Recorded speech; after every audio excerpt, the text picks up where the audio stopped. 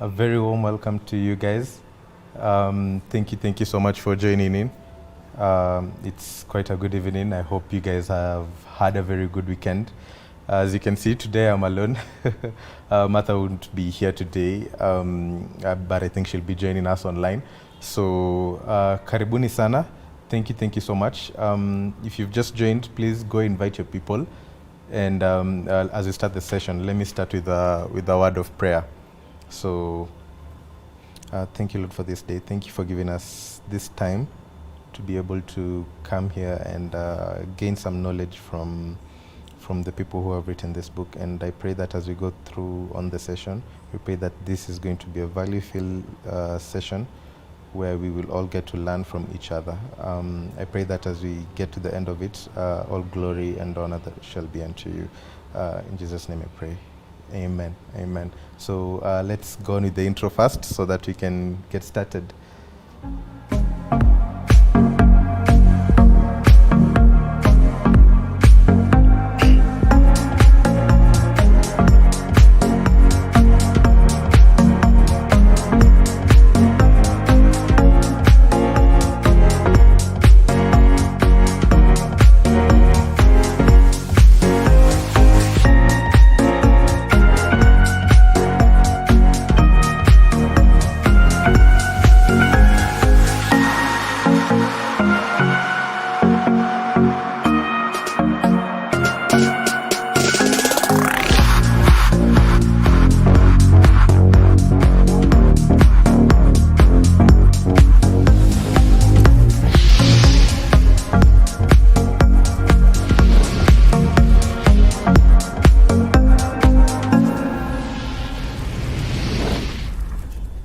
Awesome. So welcome guys.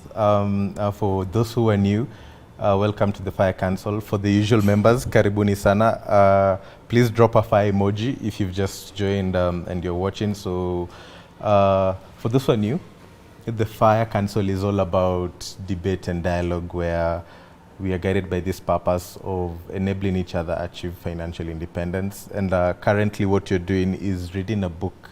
Yeah, a book. The name is As a Man Thinketh. We started it last week and continuing it this week. So it's quite a brief book, and we'll be able to. I think we'll be able to finish it today.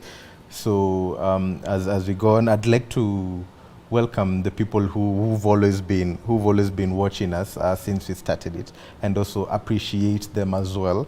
Yeah. So there's Evans, there's Timmy, Antaro, Mr. Life, Ashley. Isaac, Kevin, Amo, and also finally Lastuka. You guys have played a really huge role, yeah, in the growth of this family. So we are always glad to see you here every day, and you really give us the courage to go on with this thing, yeah, and then build this family, because we started somewhere. This should be like the sixth session. So I think we've come quite far. And if you're new, please, you can join our WhatsApp group. Yeah, we'll be able to send the link to the group as well. So to the live chat. So yeah, karibuni sana. And today we have a guest. I think I'd like to introduce him to you. Yeah, we can probably put him live, and so that you can hear. Hello, Mr. Last. I don't know if you can hear me. Yes, I can hear you. How are you? I'm good. Thank you so much for joining us. Last is one of the members as well. He's been in the group. He's the one who's been able to recommend for us to read this book live. So I think from last week's session we actually got a lot of value from it, and we hope today will be quite an interesting session and value filled. So probably Mr. Last, kindly introduce yourself as well. Okay. Hello, everyone. My name is Last. I'm from Zimbabwe. I'm your best friend and part of this family. Thank you for joining in, and let's grow together. Yeah. Awesome. Thank you. I can see people are joining in. Karibu sana Ann. There's Ann Juguna. I know he's in the group. Have you met Ann in the group, Uka? Yet, Yeah, she is in the group. Isaac has also joined us. Thank you so much.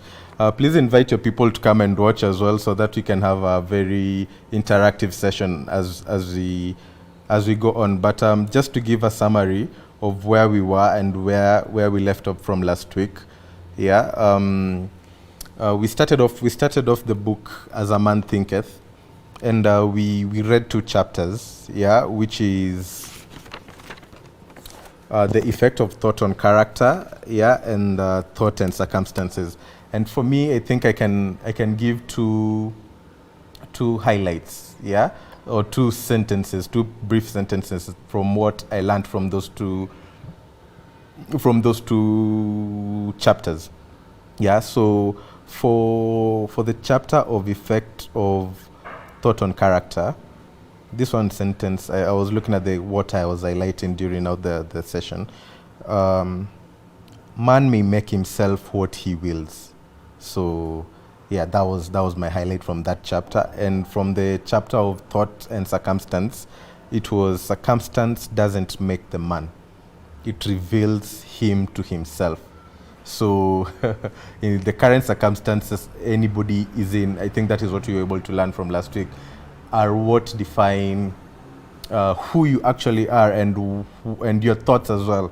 So I think that's what I learned from last week's session. I don't know, Mr. Last, you can also share with us what you yourself learned from last week. yeah, okay, thank you. From last week, I learned about what we mean being exampled as a garden. Our minds, what we plant in our minds, are also what we. If we plant useless weeds, we can also reap useless weeds. If True. we plant good fruits, we also reap good fruits. So basically, from last week, I mainly learned about what type of seeds do we plant in our minds? What type of people do we associate ourselves with? With Are we really making ourselves or destroying ourselves? So that was basically what I learned.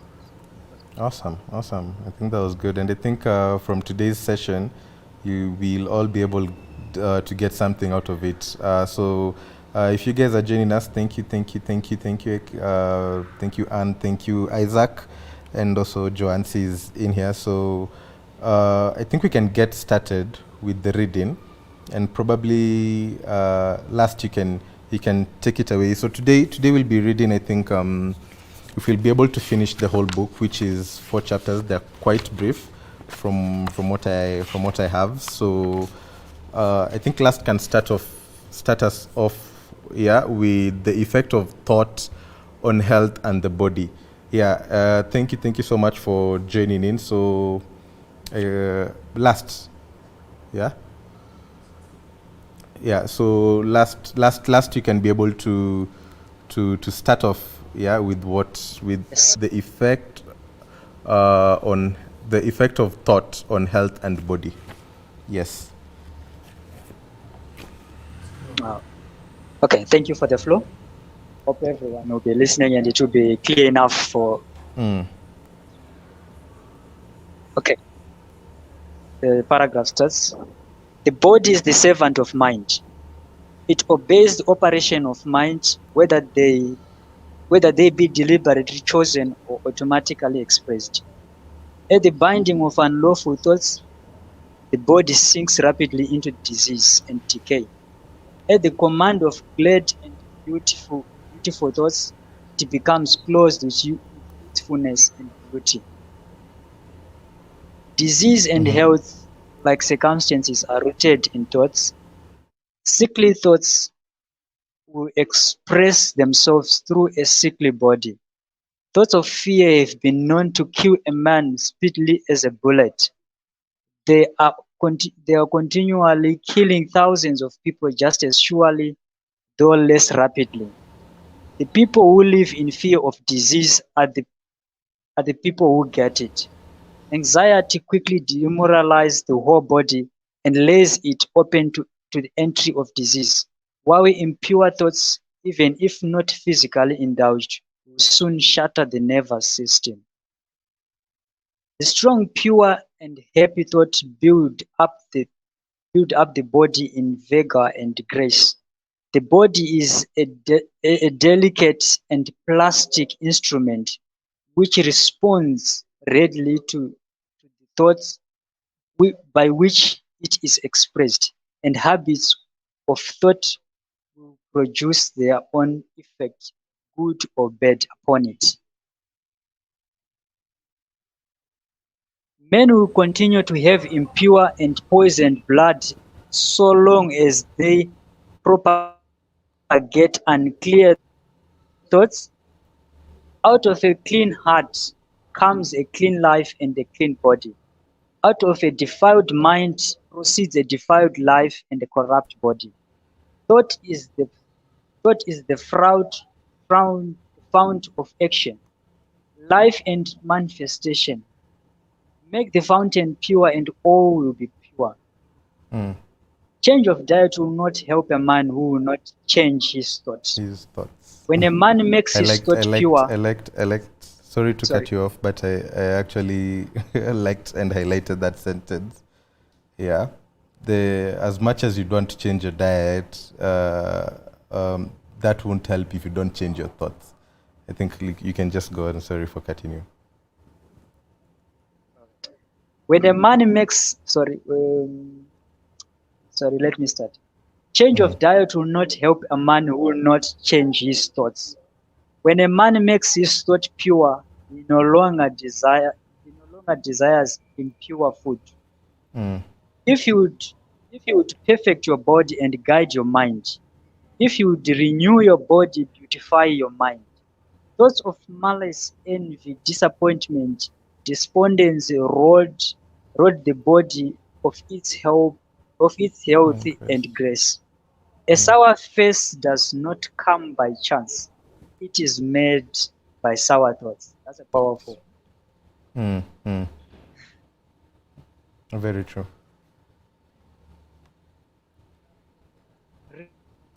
Wrinkles that wrinkles that ma that Hello. wrinkles that men are drawn by folly. I know a woman of sorry. I know a woman of 60s who has the bright, innocent face of a girl. I know a man well under middle age who has drawn into a inharmonious contour. The one is the result of a sweet and sunny disposition. The other is the outcome of passion and discontent. As you cannot have a sweet and wholesome body unless you admit the air and sunshine freely into your rooms. So a strong body and a bright, happy, or serene countenance can only result from the free admittance into the mind of thought of joy and goodwill and serenity. On the face of the aged who are wrinkles made by sympathy, others by strong and pure thoughts, and others are carved by passion. Who cannot distinguish them? With those who have lived righteously, age is calm, peacefully, and softly mellowed, like the setting sun. I've recently seen a philosopher on his deathbed. He was not old except in age. He died as sweetly as peacefully as he had And lived. live. This they yes. There is no physical like cheer. There is no physician like Physician. cheerful thought of yes. There is no physician like cheerful thought for dissipating the ills of the body. There is no comforter to compare with goodwill for dispersing the widows of grief and sorrow. To live continually in thought of ill will, cynicism, suspicion, and envy. It is to define in a self-made prison wall. But to think well of all, to be cheerful with all, and to patiently learn to find good in all. Such unselfish thought are the very portals of heaven, and to dwell day by day in thought of peace and towards every creature will bring abounding peace to their To the true, true. possessor. Yes. And that's it. I think that's the first chapter we are reading today. It's quite brief, like I had mentioned. Yeah. And before we just go on and summarize with what we are reading today, thank you so much for joining, guys. I can see Martha has joined online. There's Irene. Yeah, and there's also Wi-Fi Guru. welcome, guys. Yeah. Please drop the fire emoji, and as we continue reading, please let us know what you're learning. Yeah. From the book as we read itself. But Mr. Last, let us know what is catching your thought in this chapter.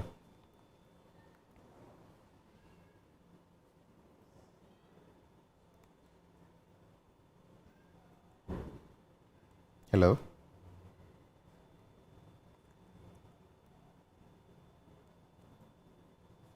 Can you hear me?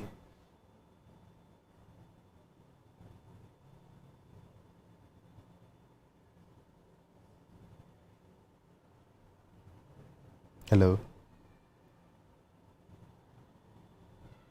I think we've lost him, but once he'll be back, we can still go on. But for me, I think every other chapter in this book is quite inspiring, and I like the way they start. And for me, the way James Allen started this chapter with the body is the servant of the mind. I think that was quite insightful to start with, yeah.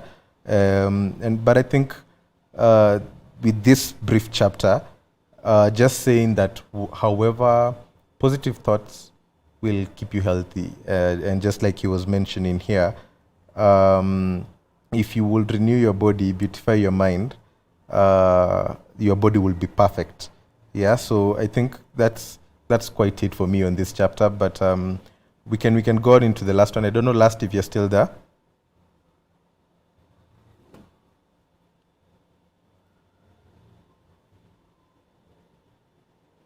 Okay, I think we've lost him on that. Yeah, but just reading on the comments that you guys are bringing in, there is a Berio Mwika. It's so inspiring. I'm watching from Isiolo. Oh, thank you so much for joining us. I think we can go on to the next chapter for the day. We've lost Last, but we can go on as well. So please let us know how you're learning and what you're learning and what you're getting out of this. So Martha is saying that the rhetoric question I could pose is, how can you see the good in each situation? Okay, please answer that, guys. Yeah, that's quite an intriguing question. So if I could go on and read, yeah, for the next chapter, which is now about thought and purpose. I really liked this one, and as we read through it, we'll be able to see how powerful thoughts are. Yeah, it keeps repeating and doubling down on the power of thought. Yeah, so thought and purpose. Until thought is linked with purpose, there is no intelligent accomplishment. Okay, I told you the first sentences are quite heavy. Yeah, so with the majority of the back of thought is allowed to drift upon the ocean of life, aimlessness is a vice. And such drifting must not continue for him who will steer clear of catastrophe and destruction. They who have no central purpose in their life fall an easy prey to petty worries, fears, troubles, and self-pitying, all of which lead, just as surely as deliberately planned sins, though by a different route, to failure, unhappiness, and loss. For weakness cannot persist in a power-evolving universe. weakness cannot persist in a power evolving universe. I hope you guys are getting how powerful these things are. I think I can also highlight them as we go by. But there was one other thing that I liked here is the aimlessness is a vice. Yeah, aimlessness is a vice. Sorry for cutting short as I continue reading, but please allow me.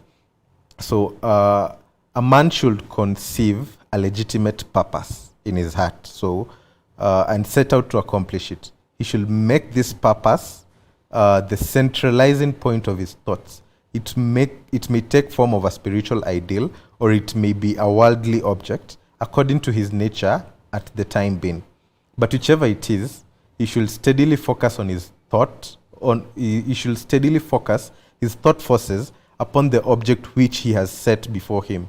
He should make this purpose his supreme duty, and should devote himself to its attainment, not allowing his thoughts to wander away into ephemeral fancies. This was short-lived fancies, longings and imaginings. This is the royal road to self-control and true concentration of thought.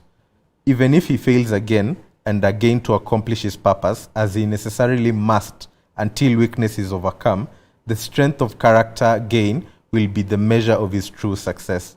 And this will form a new starting point for the future power and triumph. I think what got me in this paragraph was this thing he had put in bracket. Yeah, let me just read it again. Even if he fails again and again to accomplish his purpose, as he necessarily must, that means failure is part of it. Yeah, until you overcome your weakness. When you stop failing or when you succeed, that is when you achieve success, or that is when you overcome weakness. So let's go on. So those who are not prepared for the apprehension of a great purpose should fix their thoughts upon faultless performance of their duty, no matter how insignificant their task may appear. Only in this way can the thoughts be gathered and focused, and resolution and energy be developed, which being done, there is nothing which may not be accomplished. You'll allow me to just cut off every other paragraph as I try to digest it to you guys and from what I am understanding. So what I'm hearing here is that you should center your thoughts, yeah, into a purpose, whatever it is. So if you can't find a purpose, you should fix your thoughts upon the faultless performance of your duty. So whatever it is, be it a purpose, be it a task that you have at hand, or something that you are doing on a daily basis, you should not let your thoughts wander, and you should bring them into one place. So this is what I'm getting from this paragraph. So and just to double it down, he's saying only in this way can the thoughts be gathered and focused. So on to the next one. The weakest soul, knowing its own weakness and believing this truth, that strength can only be developed by effort and practice, will at once begin to exert itself, and adding effort to effort, patience to patience, and strength to strength, will never cease to develop, and will at last grow divinely. As the physical weak man can make himself strong by careful and patient training, so the man of weak thoughts can make them strong by exercising himself in right thinking. So just as you can exercise your body physically, so can you train your thoughts as well. Yeah, and bring yourself to carefully and patiently into right thinking. So to put away aimlessness and weakness, and to begin to think with purpose, is to enter the ranks of those strong ones, who only recognize failure as one of the pathways to attainment. That was a strong one. Recognize failure as one of the pathways to attainment. So let me just highlight that. I think we'll be going through as we do it. So who make all conditions serve them. So ensuring that circumstance does not, you're not guided by circumstance, but you create your own circumstances by having the right thoughts. So, and who think strongly, attempt fearlessly, and accomplish masterfully. This chapter for me is quite a heavy one. I don't know what you guys are are saying here, but I can see Eric is on fire. Thank you for joining as I go on reading. And Timmy has also, thank you so much, Timmy, for joining in. He's saying a man should conceive of a legitimate purpose in his heart and set out to accomplish and to set out to accomplish it. He should make this purpose the centralizing point of his thoughts. It is stood out for me. Yeah. Thank you so much, Timmy, for mentioning that. He's also saying having your goals centrally in your mind, think of them in the morning, day, evening, and dream them. Yeah, I like that, and I think this also comes down to something called the hedgehog concept. I think I can mention it as we finish this chapter, because it's all about having disciplined thoughts. And I came to see the power of just guiding all your thoughts and efforts into one thing, and how powerful that is. I think this chapter is only solidifying that thing that I believe. Yeah. Tim is also telling Martha, entertain positive thoughts. They affect how you see the world. Last week we read this. Yeah, very true, very true. So allow me to continue reading. So, having conceived his purpose, having found your purpose, a man should mentally mark out a straight pathway to its achievement, looking neither to the right nor to the left. Doubts and fears should be rigorously excluded. They are disintegrating elements which break up the straight line of effort, rendering it crooked, ineffectual, and useless. Thoughts of doubt and fear never accomplish anything, and never can. They always lead to failure. Purpose, energy, power to do, and all strong thoughts cease when doubt and fear creep in. Yeah? So you should never let doubt and fear creep in. I think they are crippled when they cripple now the purpose and energy and the power to do everything when you let those things in. And I think as you're learning in the book, you have the power to control that. So the will to do springs from the knowledge that we can. So if you want to do something, or if you feel like you can do something, first, I think in your subconscious mind, you've already known that you actually can do it. Yeah. So doubt and fear are the great enemies of knowledge. And he who encourages them, who does not slay them, thwarts himself at every step. So you shouldn't encourage doubt and fear into your life. So he who has conquered doubt and fear has conquered failure. His every thought is allied with power, and all difficulties are bravely met and wisely overcome. His purposes are seasonably planted, and they bloom and bring forth fruit which does not fall prematurely onto the ground. Thought allied fearlessly to purpose becomes creative force. He who knows this is ready to become something higher and stronger than a mere bundle of wavering thoughts and fluctuating sensations. He who does this has become the conscious, intelligent wielder of his mental powers. So I just looked up the meaning of the word wielder, and what it meant is somebody who is skillful at using a certain tool, yeah, or probably a weapon. So you have to become skillful at using your mental powers, and this will actually bring you into a world where now you have a purpose and can guide it yourself. So let me see if there are any comments coming in as I go on and probably comment from that session today. Timmy is mentioning and saying that two great enemies, doubt and fear. The trick is learn to use doubt and fear. Don't let them cripple you. Good. I think we should learn to use doubt and fear, like he's mentioning here, and we should not let them cripple us. And just going back to probably what I've highlighted, and also mentioning something on the hedgehog concept, like I said. So this aimlessness is a vice. So I think being in a place where you just let your thoughts wander and they're not guided by anything is not fair to yourself. I think as we grow in life, from school all the way to say campus, yeah. By the time we are done with campus, you see, we are usually used to having something to follow for.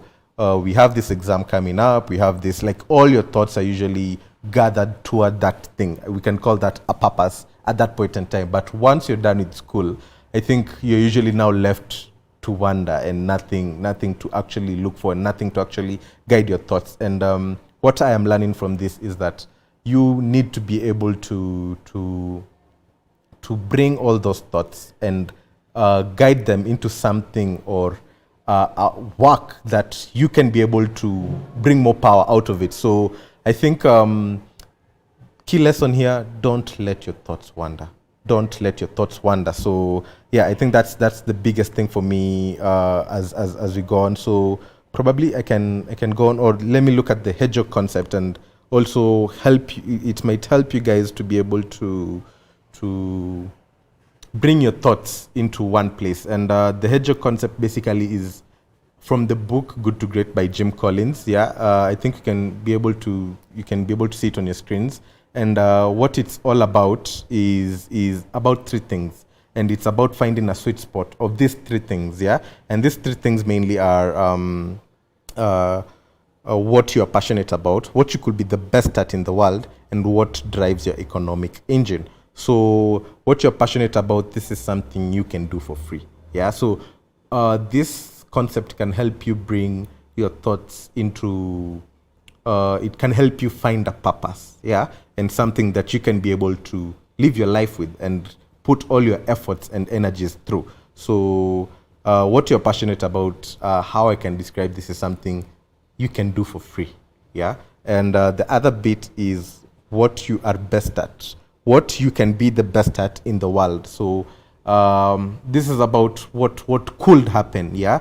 It's not about where you are currently, but deep inside you know that I can be the best at this in the world, yeah, myself. So, and lastly, what drives the economic engine? So with everything regarding life, I think you have to make money out of it. So you have to ensure that that same thing as well has to make you money. So when you find the sweet spot between all these three things, I think this can be a guiding thing that can help you come with your purpose, yeah. Or if you can probably interlink all this and find one sentence that is about all these three things, you can be able to find something that is, you can be able to find a purpose. So I think that should help you to craft a purpose for yourself, as we are learning in the book, and also help you to put all your thoughts together, I'd say, yeah. So let me go on to the next chapter. So so the next chapter is the thought factor in achievement. So this is basically talking about how thought affects success. Yeah, while I was reading it, that's what I was getting, and I think as we read through it, we'll also be able to learn something out of it. So let me just dive in already. So the thought factor in achievement: all that a man achieves and all that he fails to achieve, he is the direct result of his own thoughts.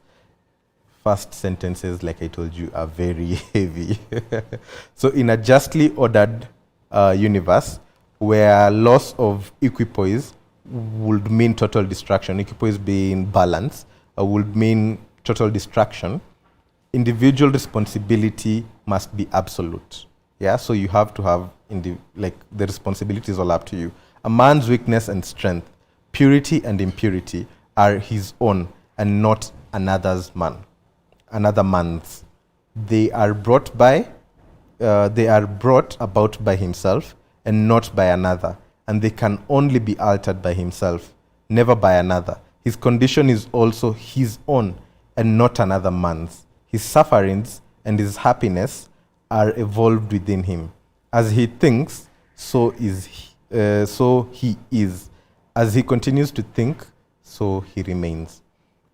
A strong man cannot help a weaker unless the weaker is willing to be helped. And even then, the weak man must become strong of himself. He must, by his own efforts, develop the strength which he admires in another.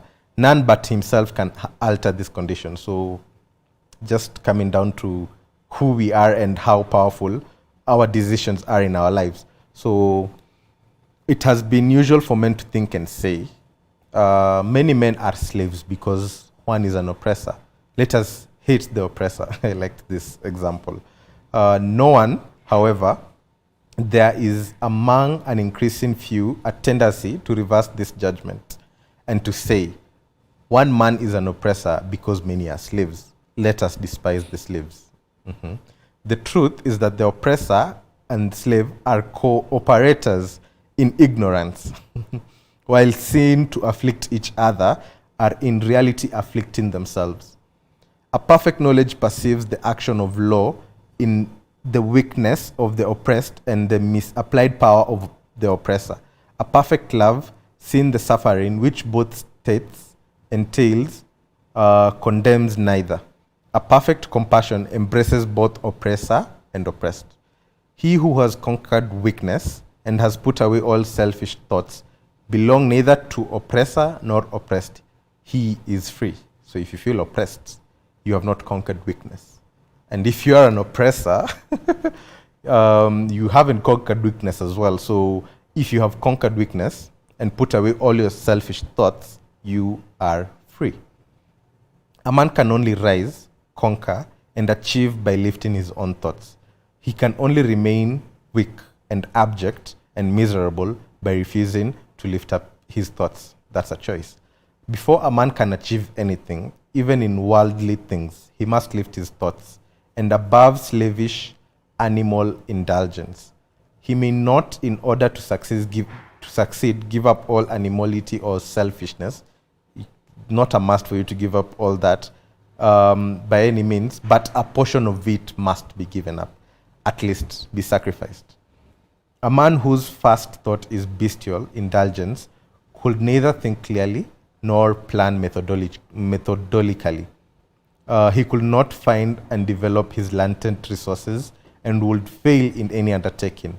Not having commenced manfully to control his thoughts, he is not in a position to control affairs and adopt serious responsibility. So if you haven't taken control of your thoughts, you are not in a position to take up huge responsibility.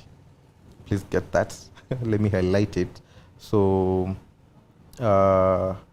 if you have not controlled your thoughts, you are not ready to take up responsibility. So he is not fit to act independently and stand alone, but he is limited only by the thoughts which he chooses. Choice again. There can be no progress, no achievement without sacrifice.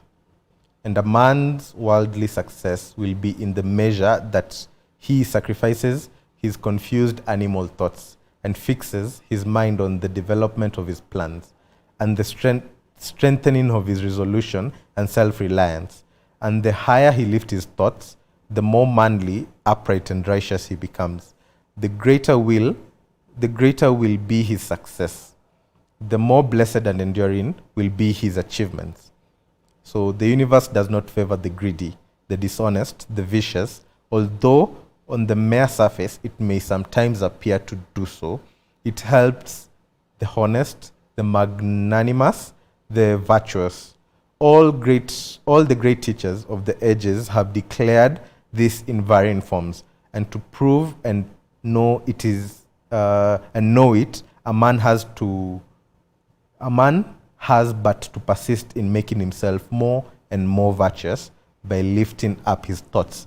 Yeah, so I think there's as we read last week, there's this law that in simple terms, garbage in, garbage out. So, and the universe will only give you what you sow. So I think this is what it's in the last two paragraphs we've just read. This is what is being solidified. Let me see if you guys are mentioning something here on YouTube. I think this Brian mentioning, Charo usually says he has two great friends. The topmost is fear. The wisdom is creating a friend out of an enemy. Very true, very true.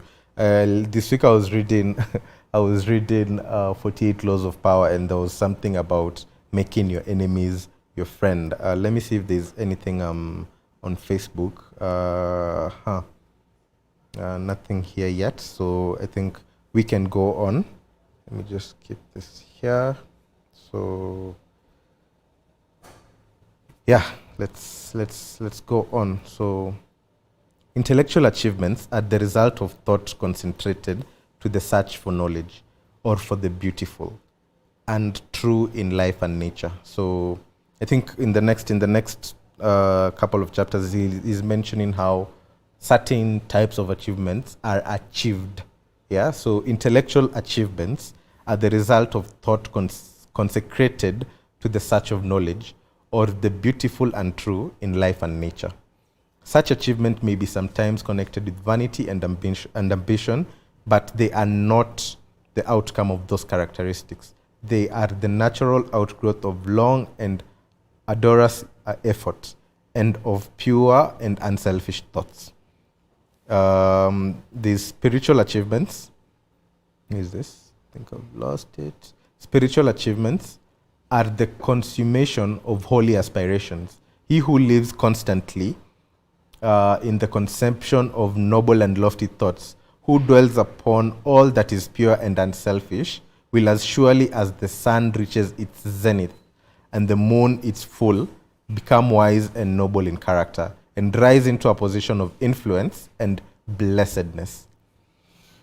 I think you can see how certain level of success is achieved, and I think in this next paragraph, he's giving a principle or a law, a law that can be followed as you try to achieve anything.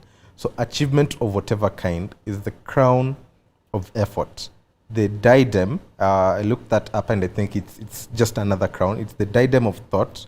By the aid of self-control, resolution, purity, righteousness, and well-directed thought, a man ascends.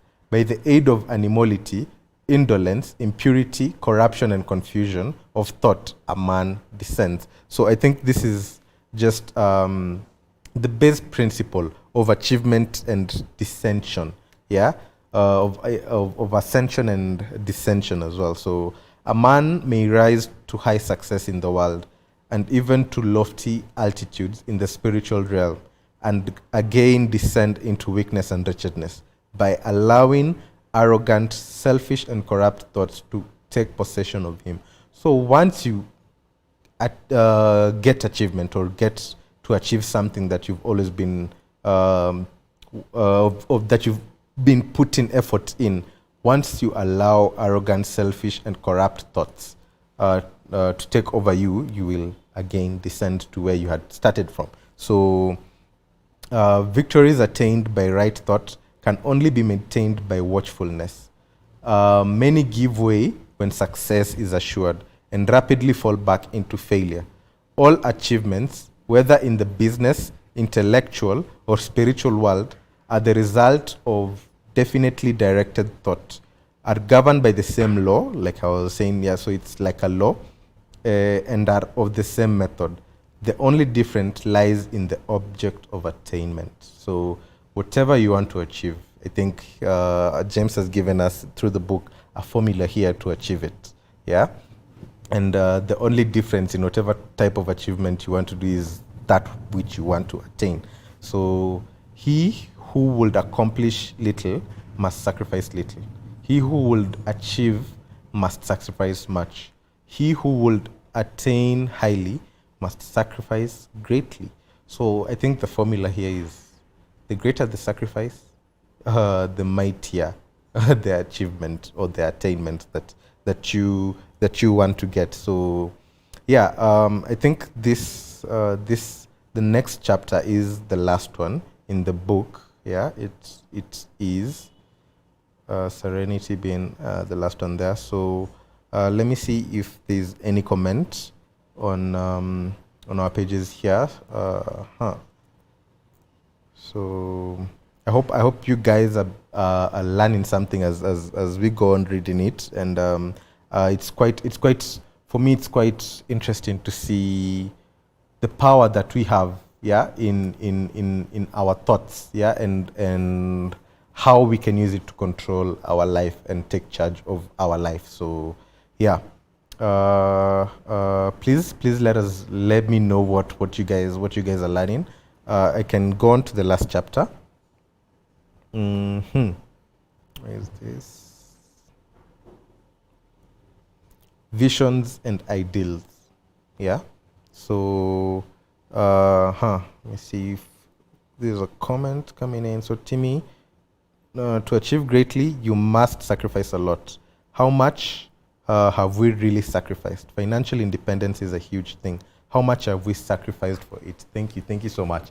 Thank you so much. You've also reminded me of a conversation I was having during the weekend, and it's about once you start investing a certain percentage of your income, or if you were used to living in a certain with some certain amount of money, and now you cut that off and start investing or doing or saving that money, life has to change. Yeah, for me, I'd look at that as sacrifice, and where I am at currently is seeing how to now change my life and fit in within that context. Yeah, so I think it's not an easy place, like Tim is mentioning here. It's sacrifice, and spending less than you make is quite a hard task, I can say. So that's where I am at currently and personally. So how much? Let me just repeat Timmy's question. How much have we sacrificed for it? It being financial independence. Yeah. So probably Timmy, what sacrifices are you making yourself to be able to get there? So yeah.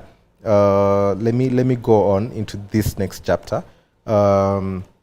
Also, as I was reading this final bit, which is visions and ideals, I was just starting to see how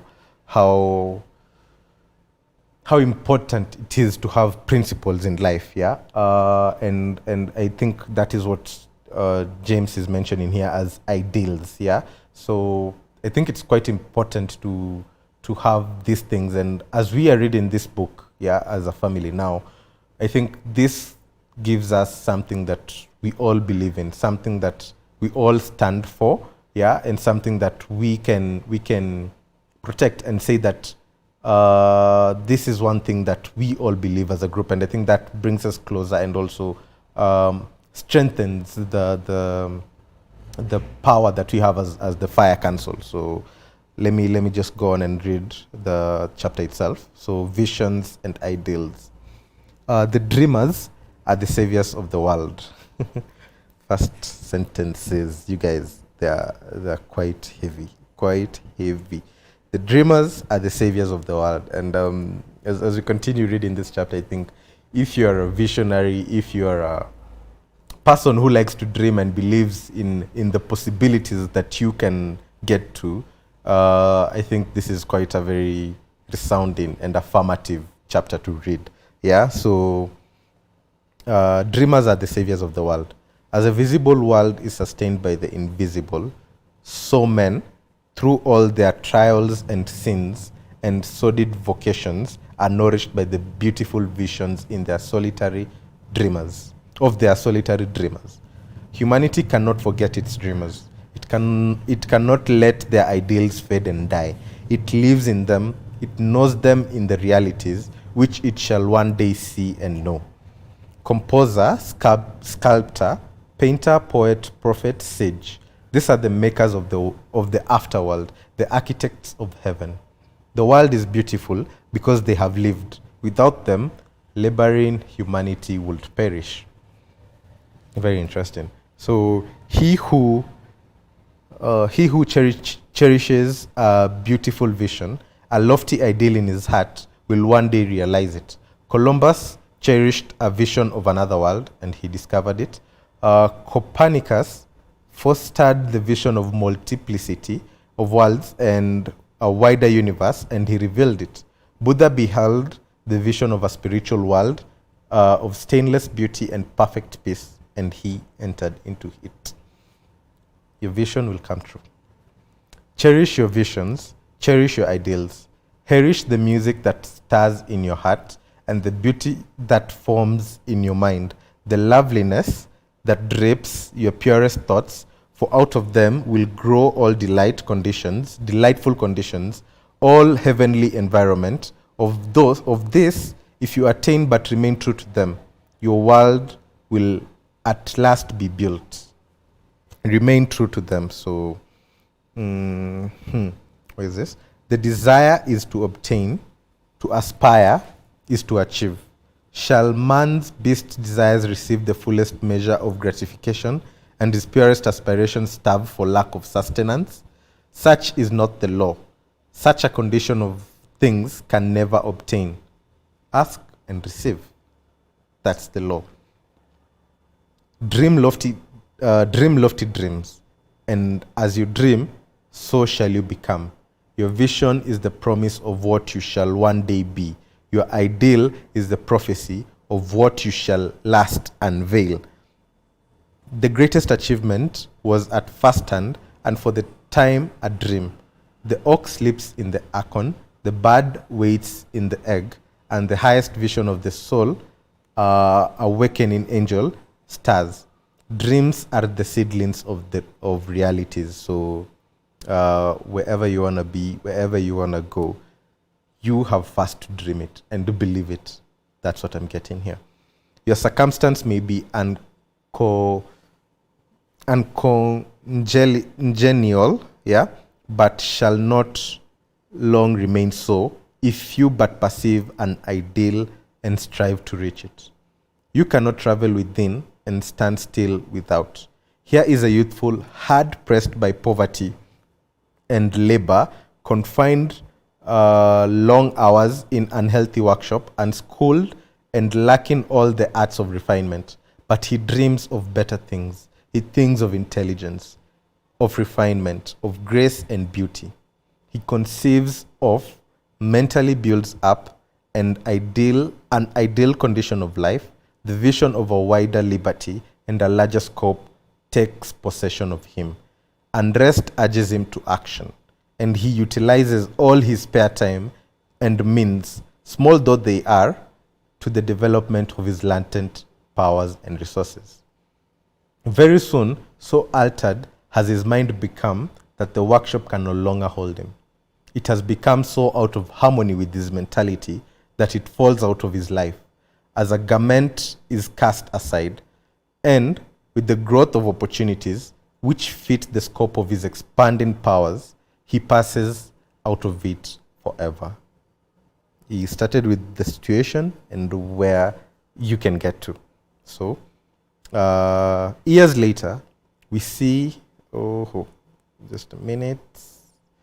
Years later, we see this youthful man, with this youth as a full-grown man.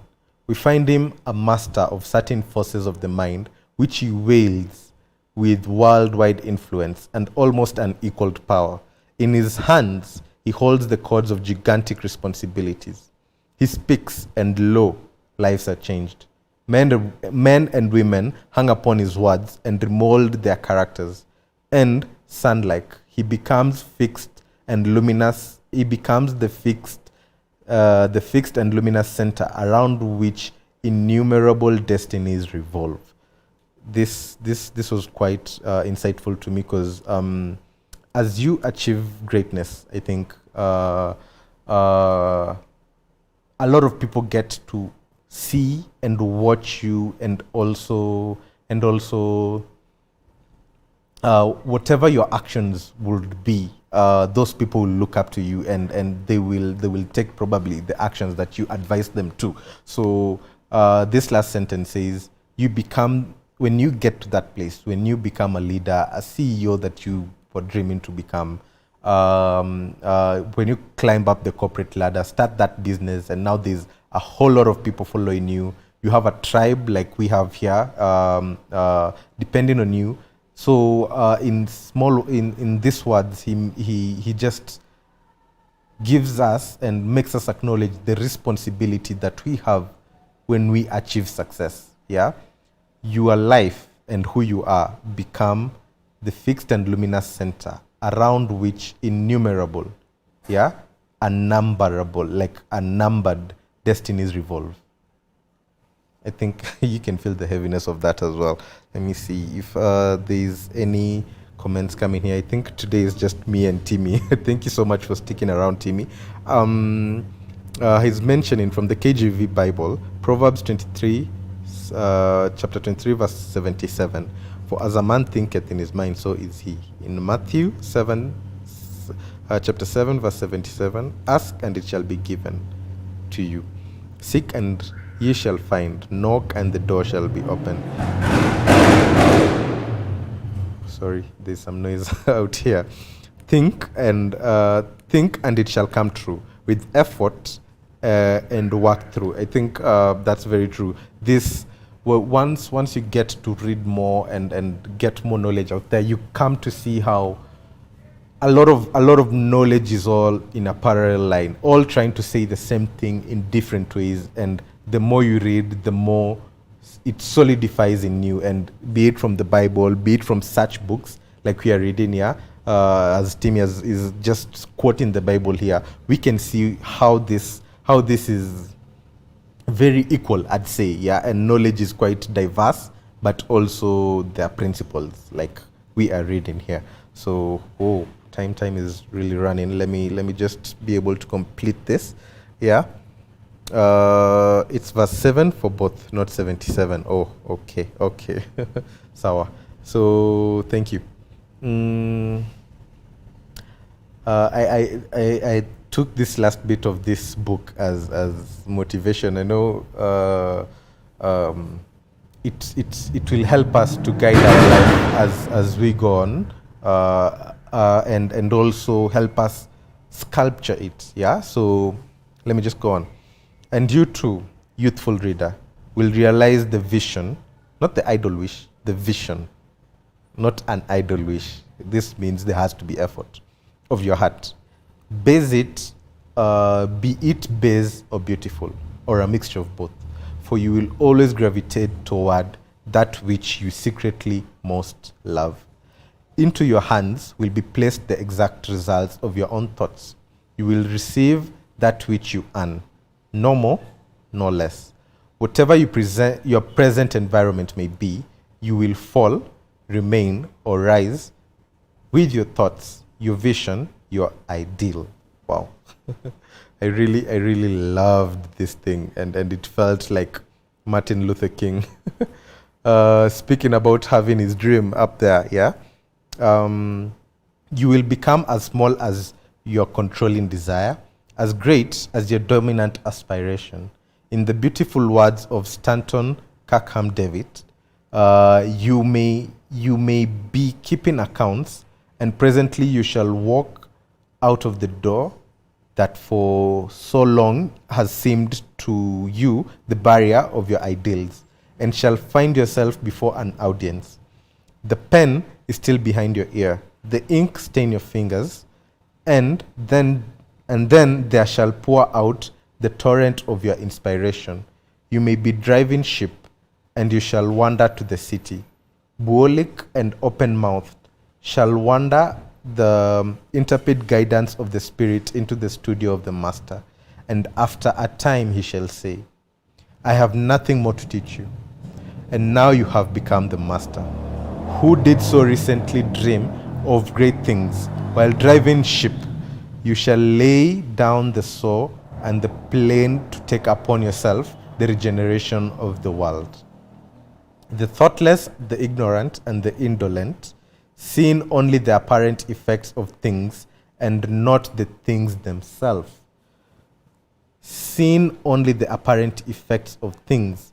Yeah, so you just see the circumstance that you're in, but not what that circumstance was caused by. You just see the situation that you're in, but not what that situation was caused by, not the root cause.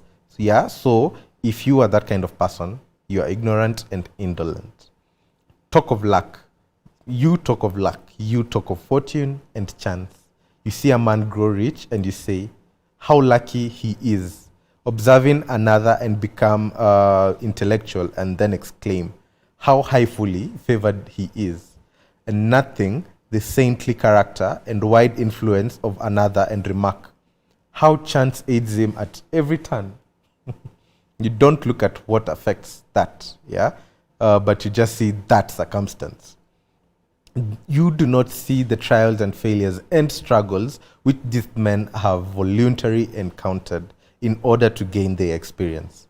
You have no knowledge of the sacrifices they have made, of the undoubted efforts and they have put forth, of the faith they have exercised that they might overcome the apparently insurmountable and realize the vision of their heart. They do not know the darkness, the heartaches. They only see the light and joy and call it luck. Do not see the long and arduous journey, but only behold the pleasant goal and call it good fortune. Do not understand the process, but only perceive the result and call it chance. Yeah, I think what this meant for me is when you see any successful person out there or anybody who is where you wish to be, go back and learn how they got there. Yeah, they made some sacrifices. There were trials, failures, dark times, heartaches, and all that. And I believe from that, we can also be able to learn how much it does take for us to get to where we want to get to and achieve that the desires of our hearts. So I think for those people you admire, your mentors, the people you look up to, I think it would be nice, and you can just go look up and see what is that effort they put in. What are those heartaches they went through? Yeah, what are those dark times they went through? Because if you want to get somewhere, you will have to go through those. Yeah, I think just finally finishing off. Yeah, in all human affairs, there are efforts and there are results. There's effort and there's results. And the strength of the effort is the measure of the result. Chance is not. Yeah, chance is not the measure of the result. Gifts, powers, materials, intellectual and spiritual possessions are all the fruits of effort. Put in effort, you get results. They are thoughts completed, objects accomplished, visions realized. The vision that glorify in your mind, the ideal that you enthrone in your heart, this you will build your life by, this you will become. I think that is quite a good place to end this at. Yeah, this last chapter for me is quite heavy, quite intriguing, and I think just reading it the second time, it's like I've not read it before, and then it's. I don't know if you guys feel it. Please let me know. But I'm quite intrigued by this. Yeah, and let me see what people are saying here. And Martha is mentioning, get yourself out of the victim mentality situation. Hujarogo, oh my God. Wow, I like that. And then these people who see people succeed and think it's some efforts or some spiritual efforts out there. I think as we are learning right now, it's all about the effort that one has put in. And it might interest you to go and look at and learn how did they get there? What are those heartaches? What are those hard times they went through? And I think just seeing them, you will be able to learn how success is achieved. Yeah, and you will have to go through those times. Yeah, James was mentioning success is failure is a must until you overcome weakness. When you get to succeed, that is when you have overcome weakness. So yeah, Martha is saying, see beyond time, see beyond the success, see beyond the light. Don't just call it luck, chance, good fortune. There is so much to it. There's so much behind it, yeah? And I think we've all been able to see memes and photos out there of people showing somebody high up there and the struggles they've been able to see. All that we see that shines, there's just the tip of the iceberg. There's a lot of effort being put behind there. Anne Juguna, thank you so much, Anne, for joining. Luck is where preparation meets opportunity. Luck is not so lucky after all. True. Preparation meets opportunity. Effort meets opportunity, and then you get results. Yeah. Thank you so much for sharing that. And Brian is also mentioning there's a book I'm currently reading. Talent is overrated. There's nothing like talent. There is work. There is work that is put, really hard work. I'd like, I really like that. I think there's this quote. I don't know if I can say it really well, but it says, hard work beats talent. Hard work beats talent. You might have something innate, you know how to draw, you know how to sing, but if you don't put in the work, if you don't put in the effort, you ain't getting nowhere. So, Martha again, TSAVO doesn't stand for windfall gains. Nothing comes by chance. You must think or invest in it. True. Brian, finally, talent is the word lazy people use to blame everything else. Wow. Wow. I think for me, this has been the read through all this that we are in control. There is so much behind success, and all through the book. Just I like the way he's started all from character to circumstance to health and the body to how success is affected by thought, and finally ideals and visions. I think this is something that usually stirs me up and fires me up, and I'd call myself visionary, and I think this has just solidified that whatever I dream, it can be, as long as I put in the effort, as long as I am ready to go through those heartaches, those hard times, those failures, yeah, and overcome those weaknesses, yeah. So yeah, that is a good place to end it at. Thank you so much for all who've joined in. If you're going, I hope you've learned something by now. Yeah, it's been a value heavy session. Please share, like, and subscribe as well to our channel. And don't know what we'll be able to do next week, but I think if you haven't joined the group, we will be able to discuss there as well and come up with something to do. But yeah, let me be able to bring it to a conclusion. I don't know if we lost you. I don't know if you are back. Can you hear me? Yes, I can hear you. Sorry, I've been with brother. you all this while. Got to lost you and just went on. Yeah, it happens network where there was a bit of a challenge. Oh, great. Yes. Thank you. I think, let me read your comment. I'm just seeing your comment right now on Facebook. This chapter is too powerful. A dreamer to achieve greatness. Probably you can give us your summary last as we come to a conclusion. Oh, okay.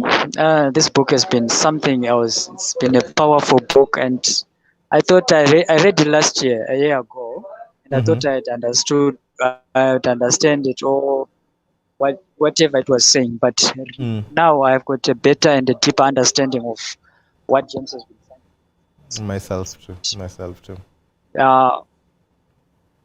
Sure. Especially like with second to last chapter where he's talking about the dreamers and about the dreamers. It all starts with a dream. And if you, yes, if we don't dream, for sure we'll die chasing our own tails. And there's no one who's coming to our aid to help us and to take us out of this. And there's this other chapter also, the one that I was listening to you, and I wanted to read that chapter. Unfortunately, I couldn't.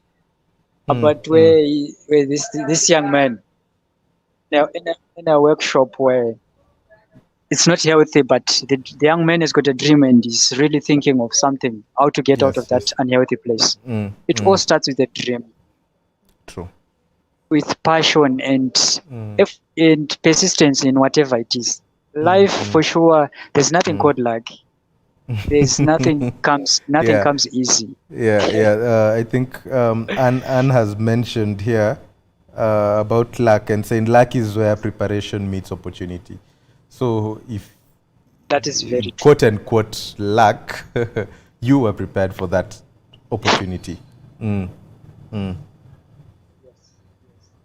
So for us to achieve anything, Mm-hmm. we need to step out of our comfort zone.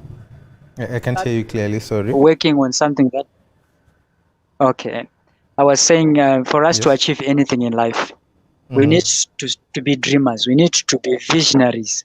We need also to start to come out of our comfort zone, stop Mm. complaining, use those complaints and the hardships and the Mm. shortage of whatever you are getting now. Mm. Especially to us who are dependent on salaries, we constantly complain that my money is not enough and I can't do this because I don't have money. Yeah. Yeah. Yeah. We really need to to use those hardships to change our Mm. circumstance Change us. and to Very true. Very come true. out so that we can come to the other side of the bridge. Mm. Otherwise, Mm. the bridge is going to be bent and we'll still be left behind and start True. to True. admire and to wonder how others have made it in their lives. Mm. Mm. So Mm. basically, in this book, I've really learned, and I'm I'm now more enlightened than ever Mm. before. Mm. So thank you to Fire. Thanks to everyone who has been with us. Thank you. Thank you I so much. ge- Thank you for joining I us in the believe, session today. yeah, I believe the family is still growing. We haven't gone anywhere as yet, but Mm. we are still Mm. heading to greatness. So together, let's grow. Let's share. Mm. Let's come up with ideas. I've now believed in this saying that says distance is not a barrier to a man who Mm. dreams. So if Yeah, you true. You've been in Zimbabwe and us been in Kenya and still been impacted Kenya, together at the same time with this strong message. And I think uh, you have a strong story as well. Probably we might be able to talk about it soon. Yeah, but thank you for being such a strong member of this family and also pushing it and pushing us to be able to get value out of each other. Yeah, I can see you have a vision for this family as well, and I thank you for that. I want this family here in Zimbabwe. That's my vision. Mm. We need also Ah, to have the branch of TSAVO and everything. So that one we of will these days finally you come and say we are get this. there. Yeah. So the vision is big. I'm also You're a dreaming dreamer. of Thank you, thank you. better and big. We should Thank now you, be brother. able to put in the effort, yeah, and then suffer the heartaches and the hard times, yeah. So I think wow, we are really out of time. Thank you so much, Last. Thank you for joining us. Thank you for playing such a huge role in the Fire Council, yeah, and for being with us here and reading for us the first chapter. Yeah, if you haven't joined the group, I think the link has been sent there. We will go on and also bring in more insightful conversations there. So thank you so much. Thank you so much. Have a lovely evening and a great start to your week next week. Awesome.